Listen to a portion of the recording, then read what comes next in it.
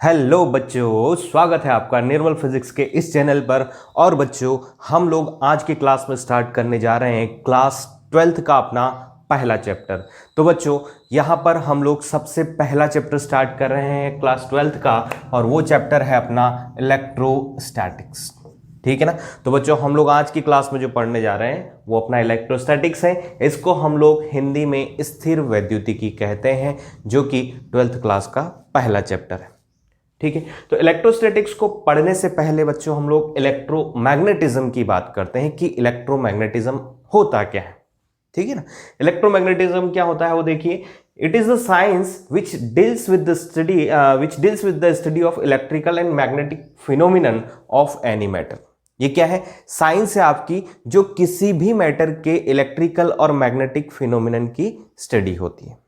ठीक, कोई भी मैटर है उसमें कोई ना कोई इलेक्ट्रिकल या मैग्नेटिक फिनोमिनन तो होगा ही होगा, श्योर है। उसी की स्टडी को हम लोग क्या कहते हैं? इलेक्ट्रोमैग्नेटिज्म कहते हैं। या फिर अदर वर्ड्स में हम लोग यह कह दें कि इलेक्ट्रोमैग्नेटिज्म बेसिकली है क्या? Study of charge.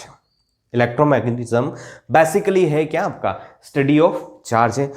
हम लोग कुल मिला के करने क्या जा रहे हैं? हम लोग करने जा रहे हैं study of charge.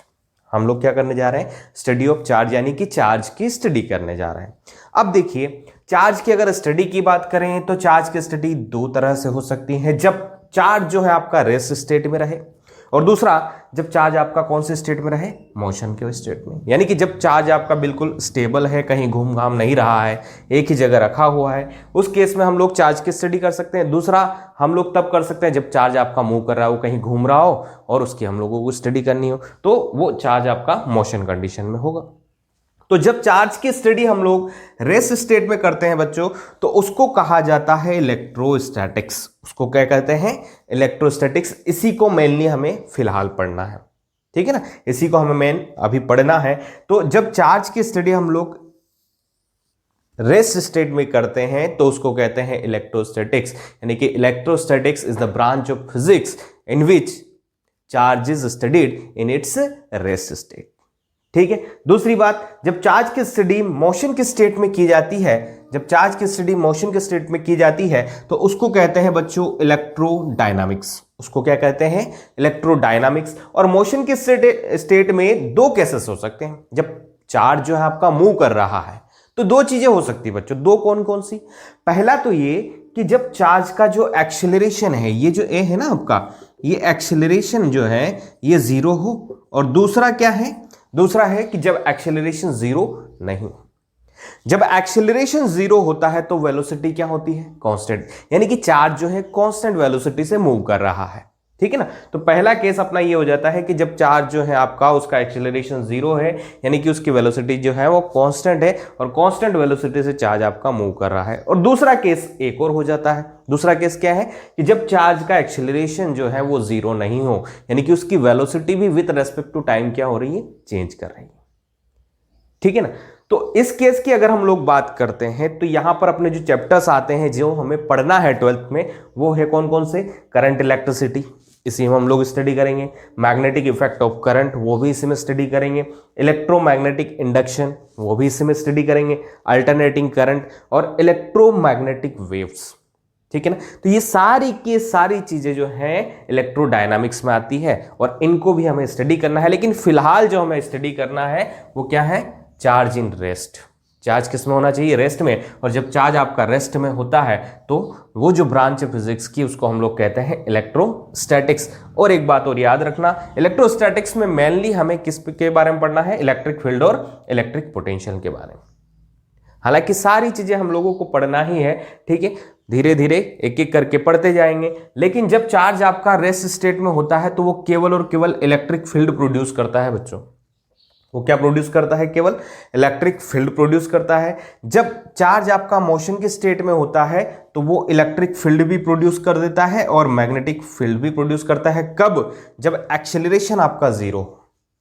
Third case एक और है इसमें, जिसमें क्या है? एक्सेलरेशन जीरो नहीं हो। जब एक्सेलरेशन जीरो नहीं होता तो बच्चों ये इलेक्ट्रिक फील्ड भी प्रोड्यूस करता है, मैग्नेटिक फील्ड भी प्रोड्यूस करता है, और इलेक्ट्रोमैग्नेटिक वेव्स भी प्रोड्यूस करता है। ठीक है ना। तो एक बात याद रखना, कई बार क्वेश्चंस पूछा गया है कि इलेक्ट्रोमैग्नेटिक वेव्स ठीक है, किस वजह से प्रोड्यूस होती है? तो इलेक्ट्रोमैग्नेटिक वेव्स जो है उसका मेन रीजन क्या है? Accelerated charge.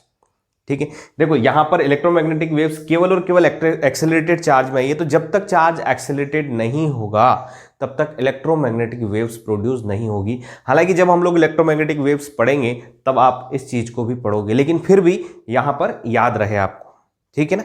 तो ये सारी चीजें आप लोगों को यहां पर क्लियर है। तो इलेक्ट्रोमैग्नेटिज्म क्या हो गया आपका? इलेक्ट्रोमैग्नेटिज्म क्या है? साइंस है जिसमें हम लोग क्या करते हैं, किसी भी मैटर के इलेक्ट्रिकल और मैग्नेटिक फिनोमिनन की स्टडी करते हैं। बेसिकली ये क्या होता है आपका? स्टडी ऑफ चार्ज होता है। स्टडी ऑफ चार्ज जो है रेस्ट में हो सकता है, उसको इलेक्ट्रोस्टैटिक्स कहते हैं, और मोशन में हो सकता है, उसको इलेक्ट्रोडायनामिक्स कहते हैं। उसके बाद इलेक्ट्रोडायनामिक्स में दो चीजें हो गई, एक तो एक्सेलरेशन जीरो हो गया और एक आपका एक्सेलरेशन जीरो नहीं हुआ। तो जब एक्सेलरेशन जीरो होता है तो चार्ज जो है इलेक्ट्रिक फील्ड और मैग्नेटिक फील्ड प्रोड्यूस करता है, और जब एक्सेलरेशन जीरो नहीं होता तो इलेक्ट्रिक फील्ड और मैग्नेटिक फील्ड तो प्रोड्यूस करता ही करता है, साथ में इलेक्ट्रोमैग्नेटिक वेव्स भी प्रोड्यूस करता है। तो देखिए बच्चों, हम लोग सबसे ज्यादा यहां पर बात किसकी कर रहे हैं? सबसे ज्यादा जो बात अपनी हो रही है वो बात हो रही किसकी? चार्ज की। तो पहली बात, हमें चार्ज तो समझ में आना चाहिए। पहली बात क्या है? हमें चार्ज समझ में आना चाहिए। तो चार्ज को समझने से पहले हम लोग किसी भी मैटर की स्टडी करते हैं, और मैटर जो है उसकी बेसिक यूनिट क्या होती है? एटम। यानी कि हम लोग सबसे पहले किसका स्ट्रक्चर देखते हैं? एटम का स्ट्रक्चर। और एटम का स्ट्रक्चर आप लोग देख चुके हो केमिस्ट्री में 11th क्लास में, एटॉमिक स्ट्रक्चर टॉपिक होता है ना आपका, ठीक है, वहां पर आप लोग एटम का स्ट्रक्चर देख चुके हो। तो आप लोगों को मोटा मोटा जानकारी हम लोग, या मैं यहां पर आप लोगों को दे रहा हूं, तो आप लोगों को उससे और भी आइडिया लग जाएगा कि एक्चुअल में चार्ज होता कैसे है और किस वजह से होता है। तो हम लोग अभी जो देखते हैं, ठीक है, वो है आपका स्ट्रक्चर ऑफ एटम। ठीक है, जो नेक्स्ट है अपना, that is structure of atom. किसी भी एटम की अगर बात की जाए, ठीक है ना, तो एटम के जनरली दो पार्ट्स होते हैं। कितने पार्ट्स होते हैं? दो पार्ट्स। एक होता है इनर पार्ट और एक होता है आउटर पार्ट। जो इनर पार्ट होता है, ठीक है, उसको कहते हैं न्यूक्लियस। उसको क्या कहते हैं? न्यूक्लियस कहते हैं। और जो आउटर पार्ट होता है वो शेल की फॉर्म में रहता है, ठीक है ना, उसमें ऑर्बिट्स होते हैं। उसमें क्या होते हैं आपके? ऑर्बिट्स। ठीक है, जो इनर पार्ट है जिसे हम लोग न्यूक्लियस कह रहे हैं, इस न्यूक्लियस में, ठीक है, कुछ पार्टिकल्स होते हैं। कौन कौन से होते हैं? प्रोटॉन्स होते हैं और न्यूट्रॉन्स होते हैं, और इनके बारे में आप लोगों ने पढ़ा ही होगा, ठीक है ना। प्रोटॉन और न्यूट्रॉन की अगर बात करें तो प्रोटॉन्स जो है वो पॉजिटिवली चार्ज होते हैं, और न्यूट्रॉन्स जो होते हैं वो इलेक्ट्रिकली न्यूट्रल होते हैं। यानी कि इन पे चार्ज कितना होता है? जीरो। इन पर चार्ज क्या होता है? जीरो। यानी कि किसी भी तरह का कोई भी चार्ज इन पर नहीं होता, ठीक है। ये रहते हैं आपके न्यूक्लियस में। यानी कि जो न्यूक्लियस है आपका, उसमें न्यूट्रॉन और प्रोटॉन रहते हैं। जो आउटर सेल्स हैं, इनमें क्या होते हैं आपके? इलेक्ट्रॉन्स रहते हैं जो कि मूव करते रहते हैं। यहां पर क्या होते हैं आपके? इलेक्ट्रॉन्स होते हैं, ठीक है ना। यहां पर क्या रहते हैं? इलेक्ट्रॉन्स, और ये ऑर्बिट्स में मूव करते रहते हैं।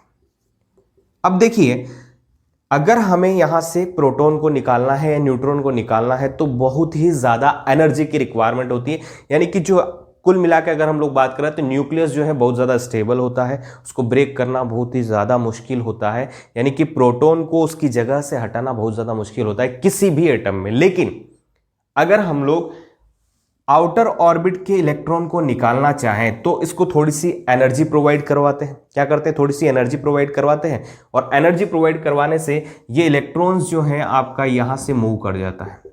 जब एनर्जी प्रोवाइड कराएंगे तो ये इलेक्ट्रॉन्स जो है यहां से मूव कर जाता है। अब देखो, एक्चुअल में अगर बात की जाए, ठीक है ना, तो यहां पर ये आउटर ऑर्बिट्स में होते हैं इलेक्ट्रॉन्स, ठीक है। और किसी भी एटम की अगर हम लोग बात करें तो number of electron is equal to होता है नंबर ऑफ प्रोटॉन, ठीक है ना। यानी कि स्मॉल ई की वैल्यू जो है पी के इक्वल हो गई।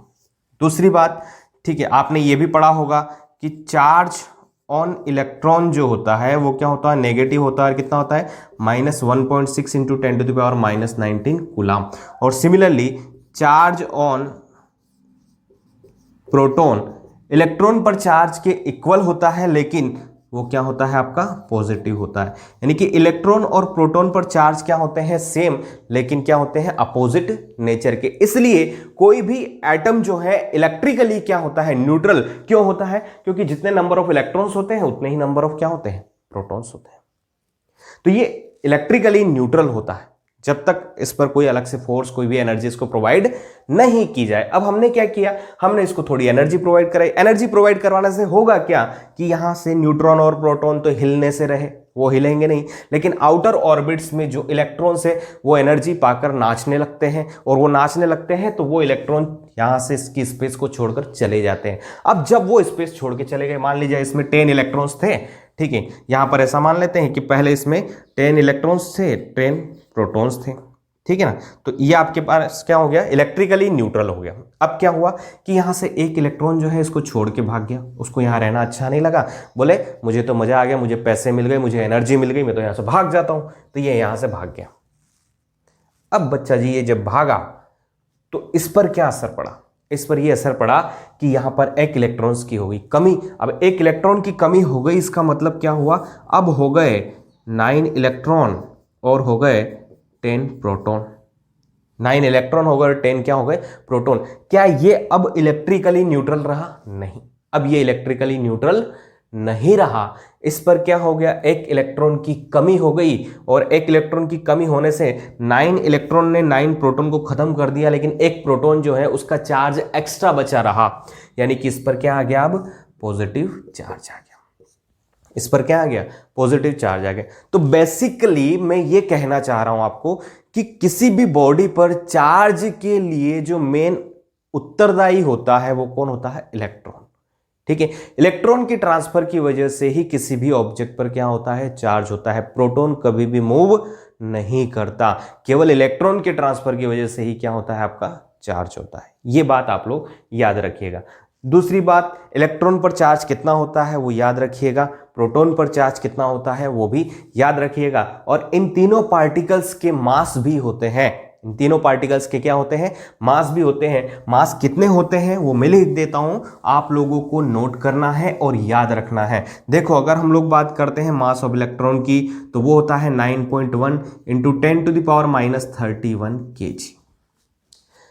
अब अगर बात करें मास ऑफ प्रोटॉन की तो वो होता है 1.6726 इंटू 10⁻27 kg, ठीक है।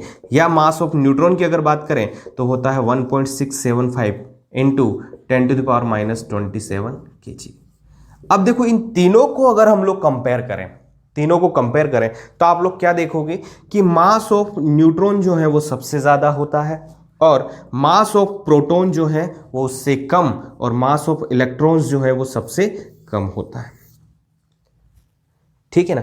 देखो ये क्यों लिखा है वो समझ में आएगा आप लोगों को जब हम लोग आगे देखेंगे, ठीक है। जब हम लोग चार्ज की प्रॉपर्टी को पढ़ेंगे तब आप लोगों को समझ में आएगा कि वास्तविकता में इन सब चीजों से क्या फर्क पड़ रहा है, ठीक है। तो याद रखिएगा सबसे ज्यादा मास किसका होता है, सबसे ज्यादा मास जो है वो न्यूट्रॉन का होता है, फिर उससे कम प्रोटॉन का होता है, और सबसे कम किसका होता है, इलेक्ट्रॉन। और प्रोटॉन और न्यूट्रॉन कहां रहते हैं, न्यूक्लियस में रहते हैं। इसलिए क्या मानते हैं, क्या एज्यूम करते हैं कि जो भी आपका एटम है उसका सारा का सारा मास जो है एक सेंटर पर अवेलेबल होता है, और वो होता कहां पर, न्यूक्लियस में, क्योंकि इलेक्ट्रॉन का मास जो है इन दोनों के कंपैरिजन में बहुत ही कम होता है। क्लियर है आप लोगों को यहां तक, ठीक है। उम्मीद करता हूं यहां तक चीजें आप लोगों को क्लियर होगी। अब देखिए मेन चीज जो हमें पढ़ना है उसको पढ़ लेते हैं हम लोग। अब बात करते हैं चार्ज की कि चार्ज क्या होता है, ठीक है। तो अब बात करते हैं चार्ज की। भैया इसको हिंदी में कहते हैं आवेश, आवेश माना कहते हैं ना, इसको हिंदी में कहते हैं आवेश। और इसको जनरली मोस्टली रिप्रेजेंट किया जाता है या तो स्मॉल क्यू से या फिर कैपिटल क्यू से, याद रखिएगा मोस्ट ऑफ द बुक्स में, ठीक है। और जनरली हम लोग भी इसको स्मॉल क्यू या कैपिटल क्यू से ही रिप्रेजेंट करते हैं। लेकिन चार्ज होता क्या है भाई, ये तो पता चले कि चार्ज कितनी बार चार्ज की बात कर ले, लेकिन ये नहीं बताया आखिरकार चार्ज क्या होता है। तो चार्ज क्या होता है बेटा, जैसे किसी भी बॉडी की अगर हम लोग बात करें, किसी भी ऑब्जेक्ट की बात करें, तो हर एक ऑब्जेक्ट का एक स्पेसिफिक प्रॉपर्टी होता है।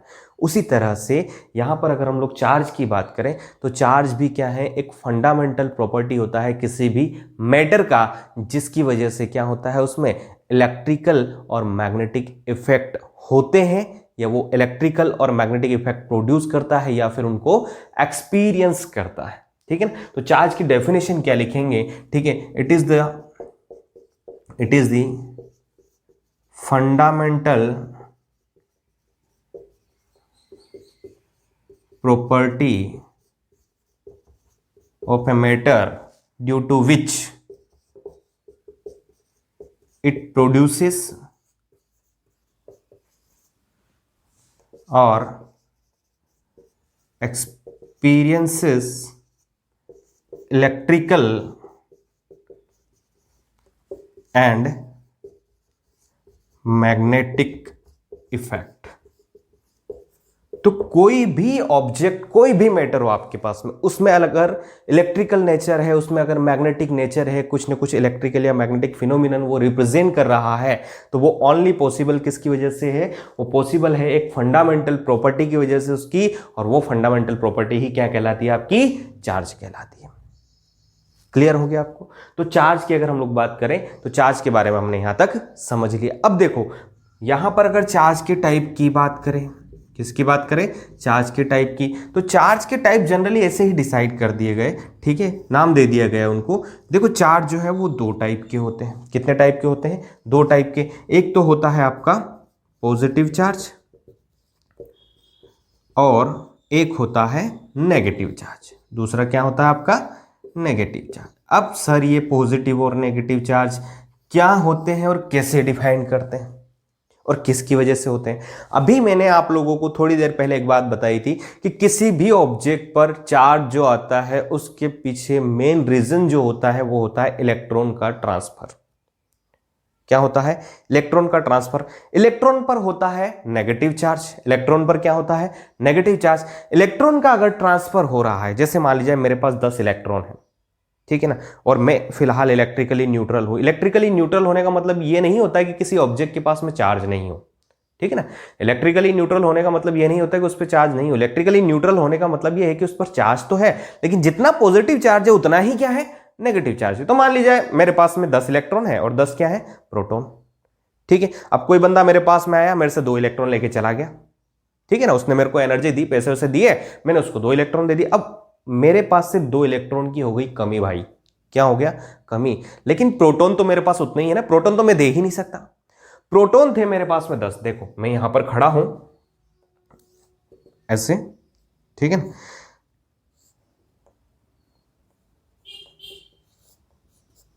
ये लो, ठीक है, मेरे पास थे 10 इलेक्ट्रॉन और 10 प्रोटॉन। अब हुआ क्या, किसी ने मुझे पैसे दिए और उसकी वजह से मैंने यहां से 2 इलेक्ट्रॉन को लूज कर दिया, ठीक है। अब यहां पर जो नई स्टेट बची उसमें मेरे पास 8 इलेक्ट्रॉन है और 10 क्या है, प्रोटॉन। 10 क्या हो गए, प्रोटॉन। अब यहां पर अगर टोटल चार्ज की बात करते हैं, टोटल चार्ज की बात करें तो एक्सेस में मेरे पास क्या हो रहा है, +2 प्रोटॉन का चार्ज आ रहा है या 2 प्रोटॉन का चार्ज आ रहा है कुल मिला के एक्सेस में ना, क्योंकि 8 इलेक्ट्रॉन का चार्ज 8 प्रोटॉन के चार्ज को नेग्लेक्ट कर देगा, बचेगा कितना, 2 प्रोटॉन मेरे पास एक्सेस बच रहे हैं। अब वो 2 प्रोटॉन एक्सेस बच रहे हैं तो उनको नेग्लेक्ट करने के लिए मेरे पास इलेक्ट्रॉन है नहीं, तो होगा क्या, अब मैं हो जाऊंगा पॉजिटिवली चार्ज। क्या हो जाऊंगा, पॉजिटिवली चार्ज। मेरे पास 2 इलेक्ट्रॉन्स का क्या हो गया, डेफिशिएंसी हो गया, कमी हो गया, उसकी वजह से मेरे पास में क्या हो गया, पॉजिटिव चार्ज आ गया। अब यही उल्टा अगर होता, यहीं पर क्या होता, उल्टा होता। उल्टा क्या होता कि जैसे मैं यहां पर खड़ा था, ठीक है ना, 10 इलेक्ट्रॉन थे और 10 ही क्या थे, प्रोटॉन। कोई बंदा आया मेरे को 2 इलेक्ट्रॉन दे के चला गया। 2 इलेक्ट्रॉन बंदा जब मुझे दे के चला गया तो अब मेरे पास हो गए 12 इलेक्ट्रॉन और 10 प्रोटॉन। अब क्या हो गया, 10 प्रोटॉन का चार्ज 10 इलेक्ट्रॉन के चार्ज ने नेग्लेक्ट कर दिया, लेकिन मेरे पास एक्सेस में 2 इलेक्ट्रॉन और बचे हुए हैं और इलेक्ट्रॉन पर क्या होता है, नेगेटिव चार्ज। उसकी वजह से मेरे पास में टोटल क्या आ गया, 2 इलेक्ट्रॉन का चार्ज, यानी कि यहां पर क्या आ गया, नेगेटिव चार्ज। तो नेगेटिव चार्ज कब आ रहा है, जब इलेक्ट्रॉन की अधिकता या इलेक्ट्रॉन्स क्या हो जाते हैं, एक्सेस में। और पॉजिटिव चार्ज क्या आ रहा है आपका, पॉजिटिव चार्ज आपका तब आ रहा है जब इलेक्ट्रॉन की क्या हो जाती है, कमी हो जाती है। तो एक्चुअल में पॉजिटिव और नेगेटिव डिफाइन कैसे किया उन्होंने, पॉजिटिव और नेगेटिव उन्होंने डिफाइन किया इलेक्ट्रॉन के क्वांटिटी पर, यानी कि अगर डिफिशियंसी ऑफ इलेक्ट्रॉन है, डिफिशियंसी ऑफ इलेक्ट्रॉन्स, ठीक है ना, तो इसी डिफिशियंसी ऑफ इलेक्ट्रॉन्स को पॉजिटिव चार्ज की फॉर्म में रिप्रेजेंट किया है, ठीक है। और अगर एक्सेस ऑफ इलेक्ट्रॉन्स है, क्या है, एक्सेस ऑफ इलेक्ट्रॉन्स, तो इसी को उसने नेगेटिव चार्ज की फॉर्म में रिप्रेजेंट किया। तो कुल मिला के चार्ज पॉजिटिव है या नेगेटिव है, होना किसकी वजह से है, इलेक्ट्रॉन की वजह से। इलेक्ट्रॉन अगर एक्सेस में है तो नेगेटिव चार्ज, इलेक्ट्रॉन की अगर कमी है, डिफिशियंसी है, तो पॉजिटिव चार्ज आ जाएगा। क्यों? क्योंकि कोई भी ऑब्जेक्ट हमेशा क्या होता है, इलेक्ट्रिकली न्यूट्रल। इलेक्ट्रिकली अगर न्यूट्रल हुआ तो क्या हो गया, वहां से अगर इलेक्ट्रॉन निकले तो उस पर पॉजिटिव चार्ज आ जाएगा, इलेक्ट्रॉन चले गए तो क्या होगा उसके पास में, या इलेक्ट्रॉन उसके पास में आ गए तो उसके पास में क्या हो जाएगा, नेगेटिव चार्ज एक्सेस में हो जाएगा। तो ये यहां पर बात हो गई चार्ज और उसके टाइप्स की। हाँ तो बच्चों, अब हम लोग नेक्स्ट बात करते हैं unit and dimensions, unit and dimensions of charge. मतलब चार्ज जो है उसकी यूनिट क्या होती है, ठीक है, और उसकी डायमेंशंस क्या होती है, उसका डायमेंशनल फॉर्मूला हम लोग कैसे निकालेंगे। देखिए बच्चा, जनरल एसआई यूनिट जो है चार्ज की वो होती है कूलाम।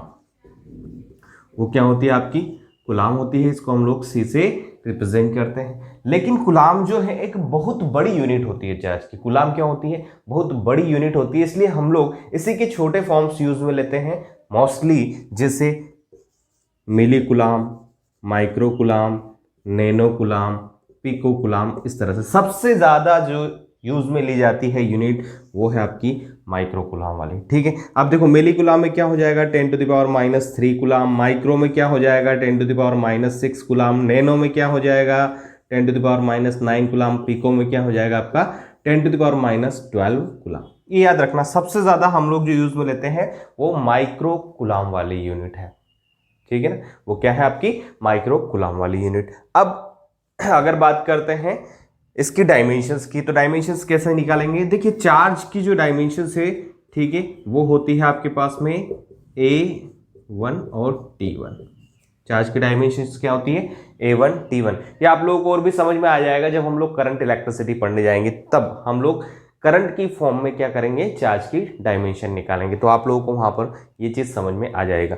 जो चार्ज की लार्जेस्ट यूनिट होती है बच्चों, चार्ज की जो लार्जेस्ट यूनिट है, लार्जेस्ट यूनिट ऑफ चार्ज, वो होती है फेराडे। क्या होती है, फेराडे। और 1 फेराडे की वैल्यू जो है 96500 कूलाम होती है अप्रोक्सीमेटली।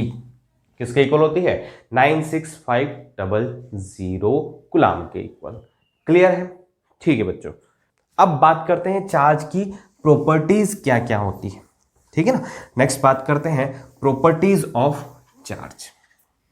तो देखो बच्चों, देखिए कोई चीज समझ में नहीं आए आप लोगों को तो आप लोग कमेंट सेक्शन में कमेंट कर सकते हो। बाकी आप लोगों को और क्या क्या सुधार चाहिए, ठीक है, उसके बारे में भी आप लोग मुझे कमेंट कर सकते हैं, ठीक है। कोई भी प्रॉब्लम हो, कोई भी चीज समझ में नहीं आ रही हो टॉपिक से रिलेटेड, कमेंट सेक्शन आप लोगों के लिए खुला है, ठीक है।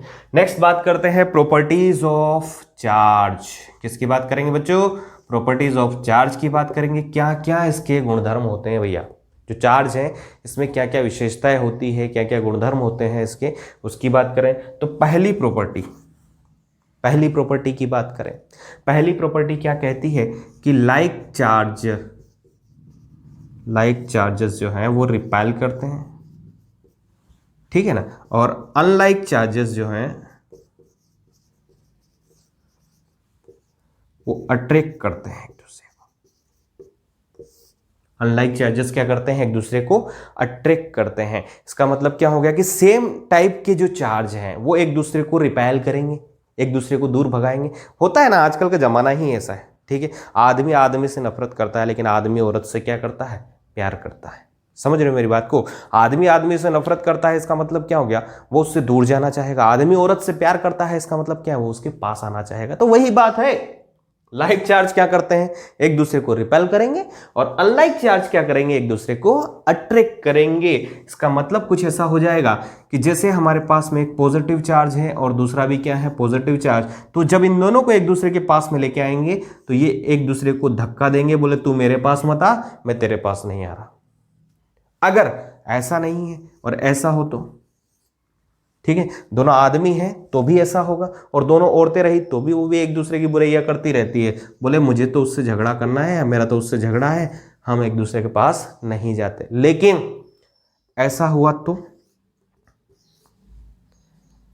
तो अपने आप उनमें प्यार जाग जाता है, और वो प्यार ऐसा होता है कि दोनों एक दूसरे को क्या करने लग जाते हैं, अट्रैक्ट करने लग जाते हैं। या फिर अगर ऐसा हुआ तो भैया पोजीशन से कोई फर्क नहीं पड़ता, चाहे नेगेटिव इधर हो चाहे पॉजिटिव उधर हो, कोई फर्क नहीं पड़ेगा, ये भी क्या करेंगे, एक दूसरे को अट्रैक्ट करेंगे। यानी कि जो आपके लाइक चार्जेस हैं एक दूसरे को रिपेल करते हैं, और जो अनलाइक चार्जेस हैं वो एक दूसरे को क्या करते हैं, अट्रैक्ट करते हैं। ये पहली प्रॉपर्टी हो गई। दूसरी प्रॉपर्टी, ठीक है ना, दूसरी प्रॉपर्टी देखते हैं। चार्ज का जो अस्तित्व है वो मास के बिना नहीं होता। ध्यान रखना, चार्ज का अस्तित्व मास के बिना नहीं होता, बिना मास के चार्ज एग्जिस्ट ही नहीं करेगा। लेकिन मास जो है, ठीक है, वो चार्ज के बिना एग्जिस्ट कर सकता है। इस बात को याद रखना आप लोग। बोले सर कैसे? कुछ ऐसे कि चार्ज जो है मेनली किसकी वजह से होता है, इलेक्ट्रॉन्स की वजह से। और भैया इलेक्ट्रॉन पे मास होता है कि नहीं होता है? होता है, ठीक है ना। इलेक्ट्रॉन पर मास होता है, तो किसी भी बॉडी पर अगर चार्ज गया है तो 100% साथ साथ में किसका ट्रांसफर हुआ होगा, मास का ट्रांसफर भी हुआ होगा। यानी कि चार्ज जो है वो मास के साथ में ही रहता है। लेकिन अगर बात करें मास की, तो मास के साथ साथ में चार्ज हो ये जरूरी नहीं है। जैसे हम लोग बात कर लेते हैं कुछ पार्टिकल्स की, जैसे फोटॉन्स हो गए, इनका जो रेस्ट मास होता है वो क्या होता है, जीरो होता है। रेस्ट मास क्या होता है, जीरो होता है, तो इनको कभी चार्ज ही नहीं किया जा सकता, ठीक है ना। फोटॉन्स हो गए, इनको कभी चार्ज ही नहीं किया जा सकता। कारण क्या है? कारण ये है कि इनका रेस्ट मास जीरो होता है, और जिनका रेस्ट मास जीरो हो गया, ठीक है, जहां मास जीरो हो गया वहां चार्ज एग्जिस्ट ही नहीं करेगा आपका, ठीक है। तो दूसरा पार्टिकल क्या है, charge always exist with mass, though mass can exist without charge, ठीक है ना। मास कैन एग्जिस्ट विदाउट चार्ज, लेकिन चार्ज कभी भी मास के बिना एग्जिस्ट नहीं करेगा। इस बात को आप लोग याद रखिएगा। जो थर्ड पॉइंट है आपका वो है charge is conserved. Charge is conserved क्या मतलब है इसका, कि अगर हमारे पास में कोई भी आइसोलेटेड ऑब्जेक्ट हुआ, ठीक है, या कोई भी आइसोलेटेड सिस्टम हुआ, तो उसका टोटल चार्ज हमेशा क्या रहता है, कंजर्व रहता है। I am talking about the system, ठीक है ना, और वो भी आइसोलेटेड सिस्टम की बात कर रहा हूं, ठीक है, ये आइसोलेटेड बॉडी की बात कर रहा हूं, ठीक है, अलग अलग चीजों की बात नहीं कर रहा हूं। तो कोई भी अगर आपके पास में आइसोलेटेड सिस्टम है, आइसोलेटेड बॉडी है, तो उसका चार्ज हमेशा क्या रहता है, कंजर्व रहता है। उसका चार्ज हमेशा क्या रहता है, कंजर्व रहता है। यानी कि चार्ज के कंजर्वेशन का मतलब क्या हो गया कि चार्ज को ना हम लोग क्रिएट कर सकते हैं, ना ही उसको डिस्ट्रॉय कर सकते हैं। जिस तरह से एनर्जी कंजर्वेशन होता है उसी तरह से ना क्रिएट कर सकते हैं ना ही डिस्ट्रॉय कर सकते हैं। टोटल चार्ज हमेशा क्या रहता है, कंजर्व कर सकता है। लेकिन चार्ज को ट्रांसफर किया जा सकता है। क्या किया जा सकता है, चार्ज को ट्रांसफर किया जाता है। यानी कि चार्ज जो है वो ट्रांसफरेबल है। जैसे बात करते हैं हम लोग कुछ इस तरह से कि हमारे पास में दो ऑब्जेक्ट्स हैं, ठीक है, एक है पॉजिटिवली चार्ज, ठीक है ना, और दूसरा है नेगेटिवली चार्ज, ठीक है ना, दूसरा क्या है, नेगेटिवली चार्ज। अगर इन दोनों ऑब्जेक्ट्स की बात करें और इन दोनों को मिलाकर हम लोग एक आइसोलेटेड सिस्टम बना देते हैं, हम लोग क्या करें, एक आइसोलेटेड सिस्टम बना दिया। अब इस सिस्टम का जो टोटल चार्ज है, जैसे 1 2 3 4 1 2 3 4 5 और 6, सिमिलरली यहाँ पर 1 2 3 4 5 और 6, टोटल चार्ज क्या है, फिलहाल जीरो है। ये आइसोलेटेड सिस्टम है, जो टोटल चार्ज इसका क्या हो गया, जीरो। अब हमने क्या किया, यहां से यहाँ से 2 इलेक्ट्रॉन्स इधर को ट्रांसफर कर दिए। जब 2 इलेक्ट्रॉन्स इधर को ट्रांसफर किए तो अब नया सिस्टम जो है अपना वो क्या हो जाएगा, सपोज 2 इलेक्ट्रॉन इधर जा रहे हैं, जो नया सिस्टम है वो कैसे हो जाएगा आपके पास में, नया सिस्टम कुछ इस तरह से हो जाएगा। ठीक है, 2 इलेक्ट्रॉन जब इधर जाएंगे आपके, 2 इलेक्ट्रॉन जब इधर जाएंगे तो या तो सिस्टम का आप लोग या तो यहाँ पर 4 पॉजिटिव चार्ज रख लो क्योंकि 2 नेगेटिव एक दूसरे को खत्म कर देंगे, या फिर दूसरा तरीका कि नेगेटिव ही रख लो, यहाँ पर ये नेगेटिव और 6 आपके पॉजिटिव। ठीक है ना, और यहां पर कितना बचेगा आपके पास में, 4 ही नेगेटिव बचेंगे। अब 4 क्या बचेंगे, नेगेटिव। तो टोटल चार्ज अभी भी क्या है, 0। टोटल चार्ज पहले भी क्या था, 0, और टोटल चार्ज अभी भी क्या है, 0, यानी कि चार्ज क्या है अपना, कंजर्व्ड है। लेकिन चार्ज को ट्रांसफर कर सकते हैं, चार्ज को क्या किया जा सकता है, ट्रांसफर किया जा सकता है। तो ये याद रखिएगा आप लोग। तो अगली प्रॉपर्टी क्या है, नेक्स्ट आपकी जो प्रॉपर्टी है that is charge is transferable. Charge is transferable, ये याद रखिएगा, चार्ज को ट्रांसफर किया जा सकता है and it can be transferred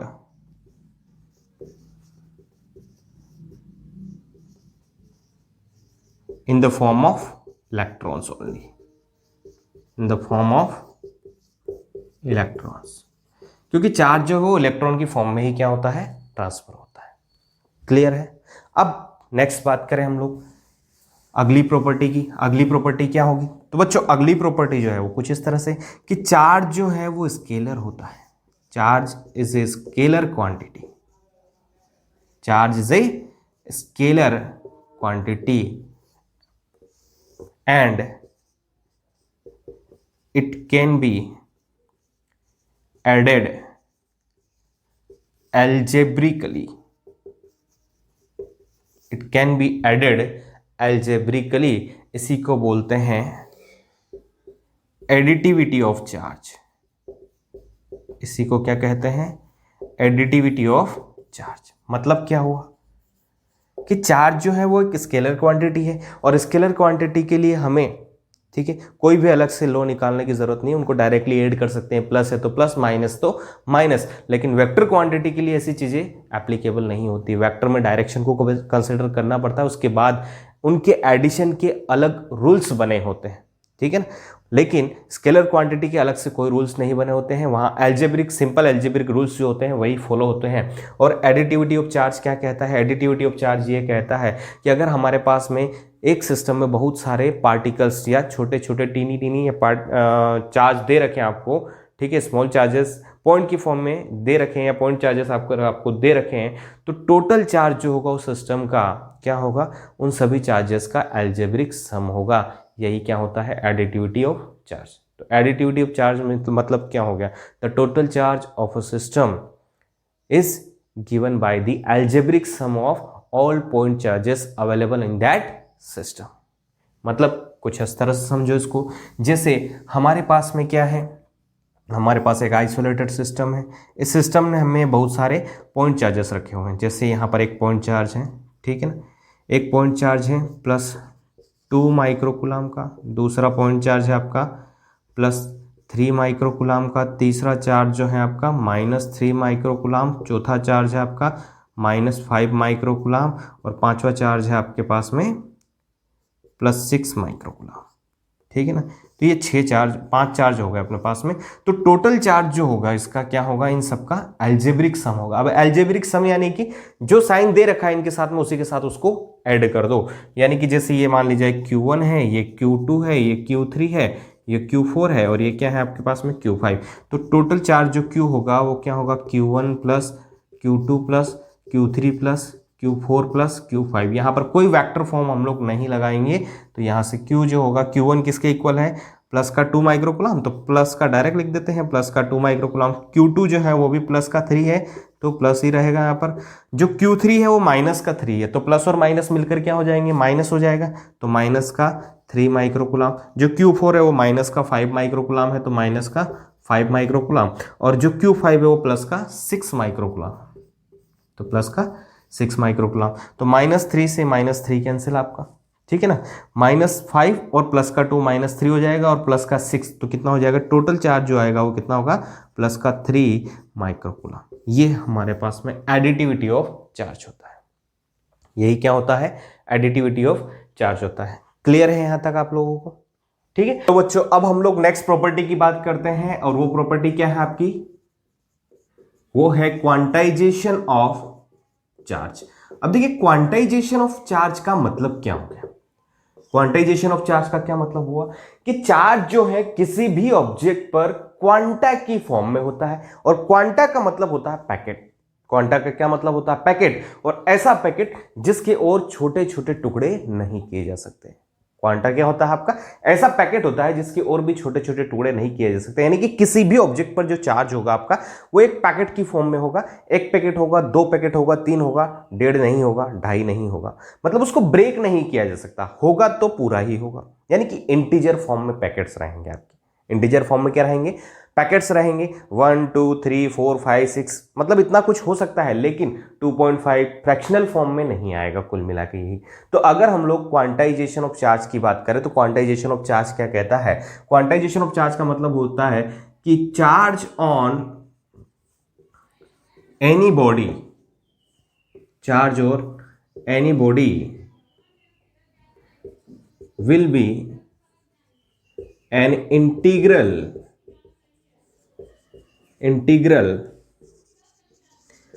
multiple of fundamental charge unit. और ये जो फंडामेंटल चार्ज यूनिट है ये है आपका इलेक्ट्रॉनिक चार्ज। ये क्या होता है बच्चा, इलेक्ट्रॉनिक चार्ज।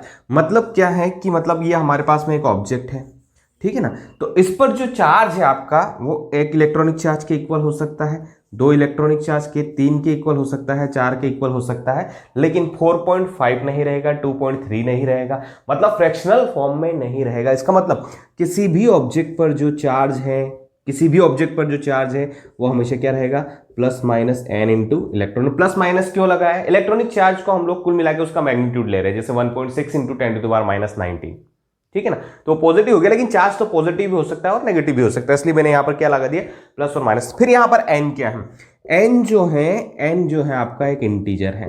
एन क्या है, इंटीजर है, ये याद रखना। यानी कि किसी भी ऑब्जेक्ट पर चार्ज हमेशा क्या होगा, Q is equal to plus minus N into electronic charge की फॉर्म में रहेगा। या इसी को ऐसे लिख दो कि चार्ज जो है Q वो क्या रहेगा, plus minus N into 1.6 into 10⁻⁻19 की फॉर्म में रहेगा। ठीक है, ये एक बेसिक फंडामेंटल बात हो गई बच्चों। ठीक है, कि कोई भी ऑब्जेक्ट है उस पर चार्ज इसी फॉर्म में रहेगा, और ये n हमेशा क्या आना चाहिए आपके पास में, n हमेशा एक इंटीजर आना चाहिए, तभी जाके ऐसा चार्ज किसी भी ऑब्जेक्ट पर लाइक करेगा, अदरवाइज नहीं करेगा। तो कई बार ऐसे क्वेश्चन पूछे जाते हैं कि क्या, ठीक है, 7.2 कूलाम चार्ज पॉसिबल है किसी ऑब्जेक्ट पर। तो पॉसिबल कब होगा, पॉसिबल तब होगा जब यहां से अगर हम लोग 7.2 कूलाम रखेंगे और ये n की वैल्यू क्या आ जाती है, इंटीजर आ जाती है। अगर n की वैल्यू फ्रैक्शन आती है तो वैसा चार्ज पॉसिबल नहीं होगा। मेरी बात समझ रहे हो ना मैं क्या कहना चाह रहा हूं। मतलब क्या है कि अगर किसी भी ऑब्जेक्ट को हमने चार्ज दिया है तो वो चार्ज कुछ इस तरह से होना चाहिए कि इस फॉर्मूले में n की वैल्यू हमेशा क्या होनी चाहिए, कि इंटीजर होनी चाहिए। अगर एक इंटीजर नहीं आता है तो वैसा चार्ज किसी ऑब्जेक्ट को देना पॉसिबल नहीं है। अगर आप लोग कह दो कि नहीं सर हम तो ऐसा चार्ज देना चाहते हैं कि क्या है 1.7 इंटू 10⁻⁻19 कूलाम, क्या ऐसा चार्ज किसी ऑब्जेक्ट पर लाइक करेगा, नहीं कर पाएगा। क्यों, क्योंकि ये 1.7 इंटू 10⁻⁻19 कूलाम अगर चार्ज की बात करें तो ये इलेक्ट्रॉनिक चार्ज का मल्टीपल नहीं आ रहा है, और मल्टीपल अगर आ रहा है तो फ्रैक्शन की फॉर्म में आ रहा है। फ्रैक्शन की फॉर्म में अगर आता है तो ऐसा चार्ज लाई नहीं करता है। यानी कि किसी भी ऑब्जेक्ट पर चार्ज जो है वो हमेशा क्या रहता है, Q is equal to plus minus N into electronic charge की फॉर्म में रहता है, और यहां पर n हमेशा क्या होना चाहिए आपका, एक इंटीजर होना चाहिए। तो ये अपना क्या हो गया, क्वांटाइजेशन ऑफ चार्ज हो गया।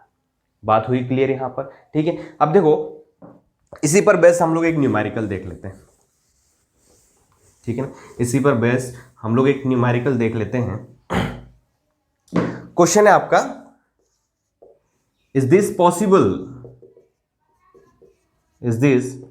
Possible to give 1 coulomb charge to a body. क्या है, संभव है कि किसी बॉडी को हम लोग 1 कूलम्ब चार्ज दे दें? ठीक है, ये संभव है या नहीं है? तो संभव कब होगा? ठीक है, संभव तब होगा कि जो 1 कूलम्ब चार्ज हमने दिया है किसी ऑब्जेक्ट को, वो होगा किसकी वजह से? इलेक्ट्रॉन के ट्रांसफर की वजह से। अब इलेक्ट्रॉन का अगर ट्रांसफर हुआ तो पूरा ही इलेक्ट्रॉन जाएगा, आधा तो जाएगा नहीं, यानी कि Q जो है वो क्या होगा? N इंटू इलेक्ट्रॉनिक चार्ज की फॉर्म में। अब Q क्या है? Q दे रखा है आपको 1 कूलम्ब। Q क्या दे रखा है? 1 कूलम्ब। अगर यहां से N की वैल्यू एक इंटीजर हमें मिल जाती है, Q की वैल्यू अगर एक इंटीजर हमें मिल जाती है, इसका मतलब ऐसा चार्ज देना पॉसिबल होगा। और अगर एक इंटीजर नहीं मिलता है तो ऐसा चार्ज देना पॉसिबल नहीं होता है। तो यहां पर n हमें पता नहीं है, 1.6 इंटू 10⁻⁻19 इलेक्ट्रॉनिक चार्ज होता है। 1 को हम लोग एज इट इज रख देते हैं, ठीक है ना। तो n किसके इक्वल होगा? 1 डिवाइडेड बाय 1.6 इंटू 10⁻⁻19, ठीक है ना। 1.6 इंटू 10⁻⁻19 इसको हम लोग ऊपर लेते हैं तो 10⁻19 ऊपर चला जाएगा, डिवाइडेशन में क्या रहेगा आपके पास में? 1.6। एक 10 को इधर ले लेते हैं। एक 10 को जब हम लोग इधर लेंगे तो 10 into 10⁻18 divided by 1.6 cancel out करो, कैंसिल आउट करोगे तो 6.25 इंटू 10⁻18। अब कई लोग तो यहां पर कंफ्यूज हो जाते हैं, ठीक है। बोले सर ये 6.25 आ गया, n की वैल्यू क्या हो गई? 6.25 इंटू 10⁻18। बोले सर 6.25 आ गया, इसका मतलब ऐसा चार्ज देना पॉसिबल नहीं है। अरे बच्चों, यहाँ पर 10⁻18 लिखा हुआ है, ठीक है। 10⁻18 लिखा हुआ तो इसको क्या लिख सकते हैं? इसको लिख सकते हैं 625 इंटू 10⁻16। बोलो ऐसा लिख सकते हैं कि नहीं लिख सकते? अब बोलो, ये एक इंटीजर है कि नहीं? ये क्या है?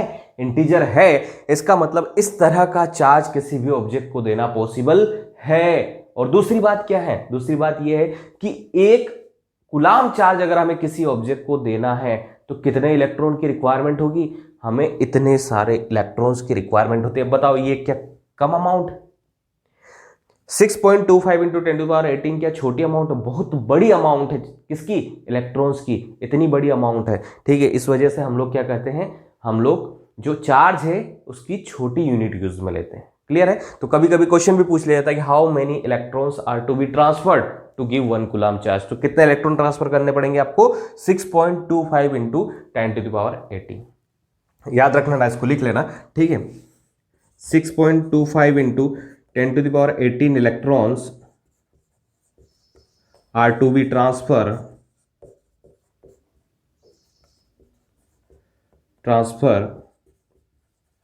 To give 1 coulomb charge.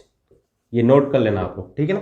या फिर आप लोगों से ऐसा पूछ लिया जाता है कि 1 कूलम्ब चार्ज में कितने इलेक्ट्रॉन्स होते हैं, तो नंबर ऑफ इलेक्ट्रॉन्स कितने हो गए? 6.25 इंटू 10⁻18। क्लियर है यहां तक आप लोगों को? ठीक है, उम्मीद करता हूं ये सारी चीजें आप लोगों को क्लियर होगी। अब बच्चों हम लोग आगे बढ़ते हैं, ठीक है। आगे हम लोग क्या देखते हैं? आगे हम लोग देखेंगे नेक्स्ट जो है आपका, that is methods of charging. क्या क्या तरीके होते हैं किसी भी ऑब्जेक्ट को चार्ज करने के, ठीक है। तो नेक्स्ट देख लेते हैं मेथड्स ऑफ चार्जिंग। किसी भी ऑब्जेक्ट को चार्ज करने के कौन कौन से तरीके होते हैं, ठीक है ना। जनरल तरीके आप लोगों को खुद को पता होंगे, नहीं पता हो तो जाके घर पे जाके एक्सपेरिमेंट करना, एक टेबल पर बैठना, ठीक है। पीछे से किसी को बोलना कि चलो कपड़ा मारो उसको, ठीक है। पैर ऊपर कर लेना बिल्कुल टेबल से, और उसके बाद एक टेस्टर वगैरह लेना। टेस्टर लेने के बाद आपके नाखून से टेस्टर को टच करना, देखो क्या होगा, उसमें लाइट ब्लिंक करने लग जाएगी। या फिर दूसरा तरीका क्या है, ठीक है। दूसरा तरीका और बताओ, आप लोगों ने जनरल देखा ही होगा कि आपके सूखे बाल रहते हैं, उसमें कंघी कुछ तरह से जोर जोर से हिलाना होगा। उसके बाद छोटे छोटे कागज के टुकड़ों के पास में उस कंघी को लेके जाना। वो कंघी क्या करेगी? उन टुकड़ों को अपनी ओर आकर्षित करने लग जाएगी। ये भी क्या होता है? मेथड ऑफ चार्जिंग, ठीक है। तो एक्चुअल में दोनों केसेस में आप लोग कर क्या रहे हो? दोनों केसेस में हमने क्या किया? 2 ऑब्जेक्ट्स जो है उनको आपस में रब किया है। एक तरह से क्या किया है? रब किया है। यानी कि कुल मिला के जब उनको रफ करोगे तो होगा क्या? फ्रैक्शन। तो फ्रैक्शन की वजह से क्या होता है? फ्रैक्शन की वजह से चार्ज प्रोड्यूस किया जा सकता है। सॉरी, चार्ज प्रोड्यूस तो कर ही नहीं सकते हम लोग, चार्ज को ट्रांसफर किया जा सकता है। फ्रैक्शन की वजह से क्या हो सकता है? चार्ज को ट्रांसफर किया जा सकता है। तो देखिए, मेथड्स ऑफ चार्जिंग की बात करें तो जनरली 3 तरह की मेथड्स होती है। जनरली कितनी तरह की मेथड्स होती हैं? 3 तरह की, ठीक है। पहला है आपका बाय फ्रैक्शन, ठीक है ना। फ्रैक्शन के द्वारा हम लोग चार्ज कर सकते हैं। दूसरा है आपका बाय कंडक्शन, कंडक्शन की वजह से कर सकते हैं। लेकिन कंडक्शन में ये बात याद रखिएगा कि कंडक्शन में दोनों ऑब्जेक्ट्स हमारे पास में क्या होना चाहिए, कंडक्टर होना चाहिए। हमारे पास में जनरली 3 तरह के ऑब्जेक्ट्स होते हैं बच्चा, ठीक है। कौन कौन से होते हैं, एक तो होता है कंडक्टर, एक होता है इंसुलेटर और एक होता है सेमी कंडक्टर। कंडक्टर क्या होता है, जो हर बेसिक टेम्परेचर पर या किसी भी टेम्परेचर पर हमेशा क्या कर सकता है, इलेक्ट्रिसिटी का या करंट का फ्लो कर सकता है, उसको हम लोग कहते हैं कंडक्टर। उसकी कंडक्टिविटी ज्यादा होती है, रेजिस्टिविटी क्या होती है, कम। उसके बाद होता है इंसुलेटर। इंसुलेटर जो होता है वो किसी भी टेम्परेचर पर, ठीक है, इलेक्ट्रिसिटी का फ्लो नहीं करता है, करंट का फ्लो नहीं करता है, ठीक है। वो क्या होता है आपका इंसुलेटर, उसमें कोई भी फ्री इलेक्ट्रॉन्स नहीं होते। फ्री इलेक्ट्रॉन्स नहीं होते तो इलेक्ट्रॉन्स मूव नहीं करेंगे, इलेक्ट्रॉन्स मूव नहीं करेंगे तो वो करंट का फ्लो नहीं करेगा, ठीक है। ऐसे मटेरियल्स को हम लोग क्या कहते हैं, इंसुलेटर। और कुछ मटेरियल्स ऐसे होते हैं जो कि 0 केल्विन टेम्परेचर, ठीक है, 0 केल्विन टेम्परेचर पर एज एन इंसुलेटर बिहेव करते हैं। लेकिन जब टेम्परेचर इंक्रीज करते हैं उनका तो टेम्परेचर इंक्रीज करने पर क्या होते हैं, ठीक है, उनके इलेक्ट्रॉन्स एनर्जी पाकर थोड़े से रिलीज हो जाते हैं, फ्री हो जाते हैं, उनमें फ्री इलेक्ट्रॉन्स आ जाते हैं और वो जो है आपके क्या करने लग जाते हैं, करंट का फ्लो करने लग जाते हैं, इलेक्ट्रिसिटी का फ्लो करने लग जाते हैं। तो ऐसे मटेरियल्स को हम लोग कहते हैं सेमी कंडक्टर, जो कि दोनों की तरह बिहेव करते हैं, एज एन इंसुलेटर भी बिहेव करते हैं और एज ए कंडक्टर भी बिहेव करने लगते हैं। वो डिपेंड करता है कि इन्वायरमेंटल कंडीशंस या टेम्परेचर आपका कैसा क्या है। क्लियर है, ये 3 तरह के मटेरियल होते हैं। तो कंडक्शन में हमारे पास दोनों मटेरियल जो है वो क्या होना चाहिए, कंडक्टर होना जरूरी है, ठीक है। नेक्स्ट है आपका बाय इंडक्शन। इंडक्शन में चार्जिंग के लिए हमें आपस में दोनों मटेरियल्स को छूने की जरूरत नहीं होती है, ठीक है। इंडक्शन में चार्जिंग की वजह से दोनों मटेरियल्स या दोनों जो आपके बॉडीज हैं उनको आपस में टच करवाने की जरूरत नहीं, बिना टच करवाए भी हम लोग उनको क्या कर सकते हैं, चार्ज कर सकते हैं। तो सबसे पहले बात करते हैं बाय फ्रैक्शंस की। अगर हम लोग बाय फ्रैक्शन की बात करते हैं तो बाय फ्रैक्शन में हम लोग क्या करेंगे, 2 ऑब्जेक्ट्स को आपस में रब करेंगे। अब 2 ऑब्जेक्ट्स को जब आपस में रब करेंगे तो किसी एक से इलेक्ट्रॉन निकलेंगे, किसी दूसरे पे इलेक्ट्रॉन जाएंगे। अब क्वेश्चन ये उठता है कि सर कौन से ऑब्जेक्ट से इलेक्ट्रॉन निकलेंगे और कौन से पर जाएंगे, ठीक है, और ये क्यों होगा, ठीक है ना। जैसे कोई अगर इलेक्ट्रॉन निकाल रहा है तो वही क्यों निकाल रहा है, दूसरा क्यों नहीं निकाल रहा। तो ये डिपेंड करता है कि इलेक्ट्रॉन को पकड़े रखने की क्षमता किसके पास ज्यादा है, किसकी एफिनिटी ज्यादा है, ठीक है। जिसकी ज्यादा है वो इलेक्ट्रॉन को जल्दी लूज करेगा नहीं एनर्जी की वजह से, जिसकी कम है वो इलेक्ट्रॉन को जल्दी लूज कर देगा। तो जो इलेक्ट्रॉन को जल्दी लूज करेगा, ठीक है, वो लूज करके वो इलेक्ट्रॉन्स कहां पर चले जाएंगे, दूसरे के पास में। जब इलेक्ट्रॉन्स दूसरे के पास जाएंगे तो जो इलेक्ट्रॉन को लूज करेगा वो हो जाएगा पॉजिटिवली चार्ज, और जो इलेक्ट्रॉन को गेन करेगा वो क्या हो जाएगा आपका नेगेटिवली चार्ज। तो होगा क्या, जैसे मान लीजिए हमारे पास में 2 ऑब्जेक्ट्स हैं, एक ए है और दूसरा क्या है आपके पास में बी है। दोनों को आपने रब किया, ठीक है ना, दोनों को क्या किया, आपस में रब किया। दोनों को आपस में रब करने के बाद में क्या हुआ, आपके पास में यहां से कुछ इलेक्ट्रॉन्स निकल कर, ठीक है ना, जिस 2 इलेक्ट्रॉन्स निकल कर इधर चले गए तो यहां हो गई 2 इलेक्ट्रॉन्स की कमी और यहां हो गए 2 इलेक्ट्रॉन्स आपके एक्सेस में। तो ये तो हो जाएगा आपका नेगेटिव चार्ज, नेगेटिवली चार्ज, और ये हो जाएगा आपका पॉजिटिवली चार्ज। ये क्या हो जाएगा, पॉजिटिवली चार्ज। तो when 2 objects are rubbed with each other, one of the object will lose the electrons and the other will gain the electrons. The object that will gain the electrons will become positively charged and the object that will lose the electrons will become positively charge, ठीक है। अब देखो total charge जो है ना system का वो same रहेगा, पहले भी 0 था और अभी भी क्या हो जाएगा 0। अभी भी इलेक्ट्रिकली ये न्यूट्रल है और बाद में भी क्या रहेंगे, दोनों मिलकर इलेक्ट्रिकली न्यूट्रल रहेंगे, ठीक है। हालांकि इस पर नेगेटिव चार्ज आ गया, इस पर क्या आ गया, पॉजिटिव चार्ज, लेकिन टोटल चार्ज तो अभी भी क्या बना हुआ पूरे सिस्टम का आपका 0 बना हुआ, ठीक है ना। टोटल चार्ज अभी भी क्या हुआ है आपका 0 बना हुआ है। जैसे हम लोग अगर बात करते हैं ग्लास रोड की, किसकी बात करते हैं, ग्लास रोड की। और इस ग्लास रोड को जब हम लोग सिल्क क्लॉथ के साथ में क्या करते हैं, रब करते हैं, ठीक है ना, सिल्क क्लॉथ के साथ में रब करते हैं तो क्या होगा, ग्लास रोड से कुछ इलेक्ट्रॉन्स निकलकर कहां पर चले जाएंगे, सिल्क क्लॉथ पर। तो ग्लास रोड से इलेक्ट्रॉन्स जो है यहां से निकलकर कहां चले जाएंगे, सिल्क रोड पर। तो ये हो जाएगा आपका पॉजिटिवली चार्ज और ये आपका हो जाएगा नेगेटिवली चार्ज। ये बहुत ही कॉमन एग्जांपल है जो कई बार पूछा भी गया है, छोटे छोटे एग्जाम, ठीक है। तो ग्लास रोड से इलेक्ट्रॉन्स निकलेंगे, कहां पर जाएंगे, सिल्क क्लॉथ। और अब ग्लास रोड से ही क्यों इलेक्ट्रॉन्स निकले, क्योंकि इसके इलेक्ट्रॉन एफिनिटी क्या है आपकी, कम है।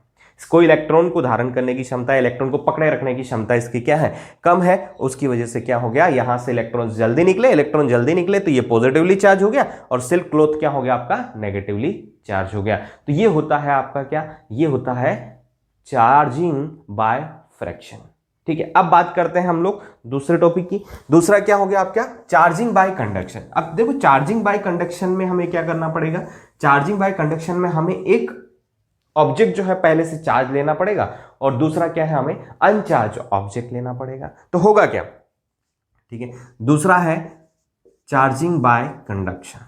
चार्जिंग बाय कंडक्शन में क्या होगा, जब दो ऑब्जेक्ट्स को आपस में टच करोगे आप लोग, ठीक है, जो कि दोनों कंडक्टर्स हैं, तो टच करने से क्या होगा, टच करने से क्या होगा, चार्ज का डिस्ट्रीब्यूशन होगा। जैसे मान लीजिए हमारे पास में एक ऑब्जेक्ट है जो कि पॉजिटिवली चार्ज है, जो कि क्या है, पॉजिटिवली चार्ज है। और अगर हम लोग बात करते हैं हमारे पास में एक ऑब्जेक्ट ऐसा है जो कि न्यूट्रल है, जो कि क्या है आपका, चार्ज तो रहता ही है ना, सब में चार्ज रहता है लेकिन इलेक्ट्रिकली क्या है, न्यूट्रल है। तो ये अगर हम लोग बात करते हैं तो ये हमारे पास में क्या है, चार्ज्ड ऑब्जेक्ट, ये क्या है, चार्ज ऑब्जेक्ट, और ये है हमारे पास में अनचार्ज ऑब्जेक्ट। फिलहाल अगर बात करें तो इस पर कोई चार्ज नहीं है। जब इन दोनों को हम लोग एक कनेक्टिंग वायर से या ऐसे ही आपस में टच करते हैं, ठीक है ना, ये हो गया मान लीजिए अपना पास में कनेक्टिंग वायर, और ये वायर भी क्या है, कंडक्टर है। जब आपस में इन दोनों को कनेक्ट करोगे, टच करोगे, तो चार्ज का क्या होगा, डिस्ट्रीब्यूशन। चार्ज का क्या होगा, डिस्ट्रीब्यूशन। और चार्ज का जब डिस्ट्रीब्यूशन होगा तो क्या होगा, यहां पर इलेक्ट्रिकली न्यूट्रल है, यहां से कुछ चार्ज जो है वो इधर चला जाएगा आपका, यहां से कुछ चार्ज क्या होगा, इधर चला जाएगा, और कुछ चार्ज जब इधर चला जाएगा तो ये ऑब्जेक्ट तो पॉजिटिव चार्ज था ही सही, यहां पर भी कुछ पॉजिटिव चार्ज आपका एक्सेस में आ जाएगा, ठीक है ना। तो पहले केवल एक बॉडी चार्ज थी आपकी, अब क्या होगी, दूसरी बॉडी भी चार्ज हो गई। तो ये भी आपके पास में चार्ज रहेगी और दूसरी ऑब्जेक्ट भी क्या हो गई, चार्ज हो गई। ये पहला ऑब्जेक्ट, ये दूसरा ऑब्जेक्ट, और जब हम लोग आपस में टच कर दिए और फिर वापस से अलग कर दिए उनको, तो क्या होगा, ये पहला ऑब्जेक्ट और ये दूसरा ऑब्जेक्ट, यानी दोनों ऑब्जेक्ट्स क्या हो गए, अब चार्ज हो गए। यानी कि एक ऑब्जेक्ट की हेल्प से हमने दूसरे ऑब्जेक्ट को भी क्या कर दिया, चार्ज कर दिया। बस एक बात याद रखना कि चार्जिंग बाय कंडक्शन में क्या होता है, जिस ऑब्जेक्ट से चार्ज कर रहे हो आप लोग, जो दूसरा अनचार्ज ऑब्जेक्ट है उस पर भी वही चार्ज आएगा, ठीक है, जिस नेचर का चार्ज आपका चार्ज ऑब्जेक्ट पर था। यानी कि चार्ज ऑब्जेक्ट पर अगर पॉजिटिव चार्ज है तो अनचार्ज ऑब्जेक्ट पर भी क्या होगा, बाद में आपका पॉजिटिव चार्ज ही आएगा। लेकिन इंडक्शन में ऐसा नहीं होता। तो सर इंडक्शन में क्या होता है, तो देखिए नेक्स्ट देख लेते हैं हम लोग, चार्जिंग बाय इंडक्शन। नेक्स्ट क्या देखते हैं, चार्जिंग बाय इंडक्शन। अब देखिए मैंने कहा था कि चार्जिंग बाय इंडक्शन में अगर हम लोग देखें तो हमें ऑब्जेक्ट्स को आपस में रब करने की, आपस में टच करने की जरूरत नहीं होती, केवल उनके पास लेके आ जाओ। जैसे हमारे पास में क्या है, यहां पर अगर बात करें तो एक पॉजिटिवली चार्ज ऑब्जेक्ट है और दूसरा है अनचार्ज ऑब्जेक्ट। अब देखिए अनचार्ज ऑब्जेक्ट है, इसका मतलब क्या है, इस पर चार्ज नहीं है, ऐसा नहीं है, चार्ज है, लेकिन जितने नंबर ऑफ इलेक्ट्रॉन्स है उतने ही नंबर ऑफ क्या है, प्रोटॉन्स, यानी कि जितना पॉजिटिव चार्ज है उतना ही क्या है, नेगेटिव चार्ज। लेकिन जब इस चार्ज ऑब्जेक्ट के पास में इसको लेके आओगे, पास में लेके आ रहे हो, टच नहीं कर रहे हो, जब पास में लेके आओगे तो होगा क्या, होगा क्या, कुछ ऐसा होगा बच्चों कि इसमें पॉजिटिव चार्ज भी है और नेगेटिव चार्ज भी है। तो पॉजिटिव को करेगा रिपल और पॉजिटिव नेगेटिव को क्या करेगा, अट्रैक्ट। तो इसमें चार्ज का थोड़ा सा रीडिस्ट्रीब्यूशन हो जाएगा और नेगेटिव चार्ज जो है वो एक साइड आ जाएंगे आपके, ठीक है ना। जब इसके समीप लेके आओगे, दूर रहोगे तो वो आपके रैंडमली डिस्ट्रीब्यूट रहते हैं, ठीक है ना। और पॉजिटिव चार्ज जो है वो आपके दूर चले जाएंगे, क्यों, रिपल्शन की वजह से, ठीक है। रिपल्शन की वजह से पॉजिटिव चार्ज क्या हो जाएगा, दूर हो जाएगा। अब हम लोग इसको पास में लेके आया था, पास में ही हमने रखा और रखने के बाद हमने क्या किया इसको, ठीक है, ये एज इट इज रखे हुए हैं, ठीक है ना, एज इट इज रखे हुए हैं। इधर आपका नेगेटिव चार्ज आ गया, ठीक है, इधर आपका पॉजिटिव चार्ज आ गया। अब हमने क्या किया, दो तरीके हैं, ठीक है ना, या तो एक दूसरा ऑब्जेक्ट लाकर इसको टच कर देते हैं, ठीक है, या फिर दूसरा तरीका क्या है कि हम लोग इसको ग्राउंडेड कर देते हैं। जब हम लोग इसको ग्राउंडेड करेंगे तो ग्राउंडेड करने से क्या होता है, ठीक है, ग्राउंड जो है एक बहुत बड़ा कैपेसिटर होता है, उसको चार्ज को स्टोर करने की क्षमता है बहुत ज़्यादा होती है, ठीक है। तो ये पॉजिटिव चार्ज जो है, ठीक है, एक तरह से यहाँ से नेगेटिव चार्ज आकर इसको क्या करेगा, ख़त्म कर देगा। जब हम लोग इसको ग्राउंडेड करेंगे तो यहाँ से इलेक्ट्रॉन्स आकर इसको ख़त्म कर देंगे और होगा क्या, कुछ देर बाद ऐसा होगा कि यहाँ पर नेगेटिव चार्ज जो है वो हो जाएगा एक्सेस में, ठीक है, और पॉजिटिव चार्ज जो है वो एक्सेस में नहीं रहेगा। पॉजिटिव चार्ज जो है वो एक्सेस में नहीं रहेगा। इसका मतलब कुछ देर बाद ऐसी कंडीशन हो जाएगी। उसके बाद हमने क्या किया, उसके बाद हमने यहाँ से ये जो अर्थिंग थी इसकी ये हटा दी। ये अर्थिंग जब हमने ब्रेक कर दी, ठीक है ना, तो कुछ ऐसी सिचुएशन हो जाएगी। जब ऐसी सिचुएशन होगी तो ये बॉडी पॉजिटिवली चार्ज पहले से थी। अब इस बॉडी की बात करें, इसको हम लोगों ने अलग निकाल लिया यहाँ पर। अब जब इसको अलग निकालोगे तो एक्चुअल में इसमें होगा क्या, इस पर नेगेटिव चार्ज आ जाएगा। इस पर क्या आ जाएगा, नेगेटिव चार्ज आ जाएगा। ठीक है, क्यों आएगा, इसलिए आएगा क्योंकि यहाँ पर पॉजिटिव चार्ज जो पहले थे उनको यहाँ से इलेक्ट्रॉन्स आकर उनको न्यूट्रल कर दिया। बचा क्या, केवल नेगेटिव चार्ज बचा। यहाँ पर क्या बचा, केवल नेगेटिव चार्ज था। और जो नेगेटिव चार्ज था वो इस तरफ था। अब जब उसको यहाँ से पकड़कर अलग करेंगे तो वो पूरी की तरह पूरी ऑब्जेक्ट में क्या हो जाएंगे, आपके रीडिस्ट्रीब्यूट हो जाएंगे और ये बॉडी क्या हो जाएगी, नेगेटिवली चार्ज हो जाएगी। तो देखिए, जो आपका चार्जिंग बाय इंडक्शन है उसमें बॉडीज को आपस में टच करने की, रब करने की जरूरत नहीं है। उनमें बॉडीज को आपस में पास में ले जाकर भी हम लोग क्या कर सकते हैं, चार्ज कर सकते हैं। ये क्लियर है कॉन्सेप्ट। अब यहां पर एक बात और ध्यान रखिएगा कि हमारे पास जो चार्ज ऑब्जेक्ट था उस पर पॉजिटिव चार्ज था और जो अनचार्ज ऑब्जेक्ट था उसको जब हमने चार्जिंग किया तो उस पर कौन सा आया, नेगेटिव चार्ज आया। जबकि कंडक्शन में ऐसा नहीं होता। देखिए, फ्रैक्शन में क्या होता है, एक पर पॉजिटिव आएगा दूसरे पर नेगेटिव। कंडक्शन में क्या होता है, पहले पर पॉजिटिव तो दूसरे पर भी क्या आएगा, पॉजिटिव। पहले पर नेगेटिव दूसरे पर भी नेगेटिव। लेकिन इंडक्शन में क्या होगा, पहले पर पॉजिटिव है तो दूसरे पर नेगेटिव, और दूसरे पर पहले पर नेगेटिव है तो दूसरे पर पॉजिटिव, और पहले पर पॉजिटिव है तो दूसरे पर क्या आएगा, आपका नेगेटिव आएगा। इस बात को आप लोग याद रखिएगा, ठीक है। और देखिए, चार्ज का फ्लो जो है वो पोटेंशियल डिफरेंस की वजह से होता है। किसकी वजह से होता है, पोटेंशियल डिफरेंस की वजह से। जब तक दो ऑब्जेक्ट्स या दो पॉइंट्स के बीच में अगर पोटेंशियल डिफरेंस है तब तक उनके बीच में चार्ज का फ्लो होता रहेगा, ठीक है। अगर पोटेंशियल डिफरेंस जो है वो जीरो हो गया तो चार्ज का फ्लो नहीं होगा। किसी भी चीज के फ्लो के लिए हमेशा कोई ना कोई डिफरेंस उत्तरदायी होता है, इस बात का याद रखना। वाटर का फ्लो ऊपर से नीचे क्यों होता है, due to pressure difference. Due to pressure difference. Heat का फ्लो क्यों होता है, ड्यू टू टेम्परेचर डिफरेंस। मतलब कोई भी चीज अगर फ्लो करती है ना तो उसके पीछे कारण होता है, एक डिफरेंस होता है दो पॉइंट्स के बीच में, ठीक है। वही डिफरेंस क्या है आपका, वही डिफरेंस यहाँ पर भी है। अगर हमारे पास में दो ऑब्जेक्ट्स हैं उनके बीच में कुछ ना कुछ पोटेंशियल डिफरेंस है तो जब उनको कनेक्ट करोगे तो हमेशा क्या होगा, चार्ज का फ्लो होगा। चार्ज के फ्लो के लिए रिस्पॉन्सिबल कौन है, रिस्पॉन्सिबल है आपका पोटेंशियल डिफरेंस। तो ये हो गई हमारे पास में मेथड्स ऑफ चार्जिंग, ठीक है। उम्मीद करता हूं यहां तक आप लोगों की सारी चीजें हैं वो क्लियर होगी, ठीक है। अब देखिए, हम लोग एक क्वेश्चंस देख लेते हैं यहां पर। बेटा, हमारे पास में जैसे मान लीजिए तीन ऑब्जेक्ट्स हैं, ठीक है ना। तीन ऑब्जेक्ट्स ऐसे हैं कि एक है आपका ऑब्जेक्ट ए, एक है आपके पास में ऑब्जेक्ट बी और एक है ऑब्जेक्ट सी, ठीक है ना। एक ऑब्जेक्ट ए है, एक ऑब्जेक्ट बी है और एक ऑब्जेक्ट सी है आपके पास में। यहां पर अगर हम लोग बात करें तो प्लस का 3 माइक्रोकूलम है, ठीक है ना। यहाँ पर माइनस का 6 माइक्रोकूलम है, ठीक है। और यहाँ पर प्लस का 2 माइक्रोकूलम है। यहाँ पर क्या है, प्लस का 2 माइक्रोकूलम है। तो फर्स्ट, ठीक है, फर्स्ट हमने क्या किया, A and B are touched, और दूसरा B and C are touched. Then, what type of force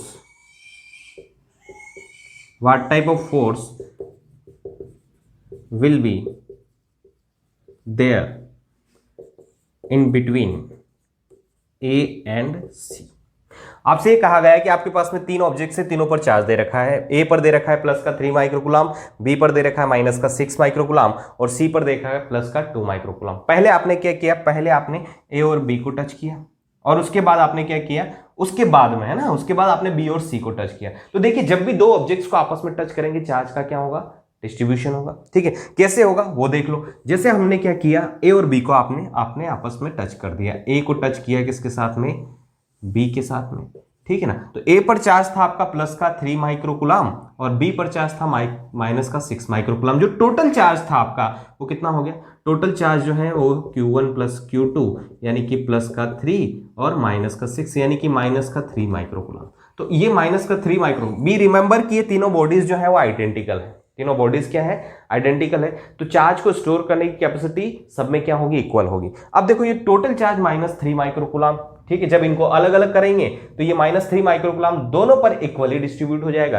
यानी कि ए और बी को आपस में टच करने के बाद में क्या होगा, बाद में कंडीशन ऐसी होगी कि ए पर जो चार्ज होगा वो होगा -3/2 माइक्रोकूलम और बी पर जो चार्ज होगा वो भी कितना होगा, -3/2 माइक्रोकूलम।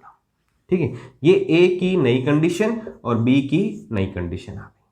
अब उसके बाद हमने क्या किया, बी और सी को आपस में टच कर दिया। तो देखो बी की बात करें तो बी यहां पर है, बी की बात करें तो बी पर जो चार्ज है वो -3/2 माइक्रोकूलम है, और सी की अगर बात करें तो सी पर चार्ज अभी भी कितना है आपका, सी पर चार्ज जो है अभी भी 2 माइक्रोकूलम, ठीक है ना, अभी भी कितना है, 2 माइक्रोकूलम। तो टोटल चार्ज जो यहां पर होगा, टोटल चार्ज वो कितना होगा, -3/2 और +2, तो कितना होगा 1/2 माइक्रोकूलम, वो भी किसका, प्लस का। दोनों बॉडीज आइडेंटिकल है, जब आपस में इनको टच किया जाएगा, ठीक है ना, आपस में टच किया जाएगा तो चार्ज का रिडिस्ट्रीब्यूशन होगा। टच करने के बाद जब इनको अलग करेंगे तो बी पर चार्ज इसका आधा हो जाएगा, यानी कि प्लस का 1/4 माइक्रोकूलम, और सी पर भी चार्ज कितना हो जाएगा, प्लस का 1/4 माइक्रोकूलम। कुछ समझे मेरी बात को? दोनों बॉडीज आइडेंटिकल है, आइडेंटिकल होने की वजह से दोनों पर चार्ज इक्वल अमाउंट में पहुंचेगा। टोटल चार्ज आपका 1/2 माइक्रोकूलम था, तो उसका आधा इस पर आ जाएगा और आधा इस पर आ जाएगा। तो देखो अब जो फाइनली बी की कंडीशन ये है और सी की कंडीशन ये है। तो जो लास्ट वाली कंडीशन है वो कुछ इस तरह से, लास्ट वाली कंडीशन कुछ इस तरह से कि ए पर जो है चार्ज आपका -3/2 माइक्रोकूलम, बी पर जो चार्ज है अपना वो है प्लस का 1/4 माइक्रोकूलम, और सी पर जो चार्ज है अपना वो कितना है, प्लस का 1/4 माइक्रोकूलम। अब आपसे पूछा क्या गया है, then what type of force will be there in between A and C, A और सी के बीच में किस टाइप का फोर्स होगा। तो देखो ए पर -3/2 माइक्रोकूलम चार्ज है और बी पर, सी पर जो चार्ज है वो है प्लस का 1/4 माइक्रोकूलम। होगा क्या, ठीक है, मैंने आप लोगों को पहले ही बताया था चार्ज की प्रॉपर्टी समझाते टाइम कि अगर हमारे पास में लाइक चार्जेस है तो उनके बीच में रिपल्सन होता है, और अनलाइक चार्जेस है तो उनके बीच में क्या होता है, अट्रैक्शन फोर्स। तो क्या होगा यहां पर, attraction force will be there in between A and C. Clear है आप लोगों को, ठीक है। तो ए और सी के बीच में कौन सा फोर्स होगा आपका, अट्रैक्शन फोर्स होगा।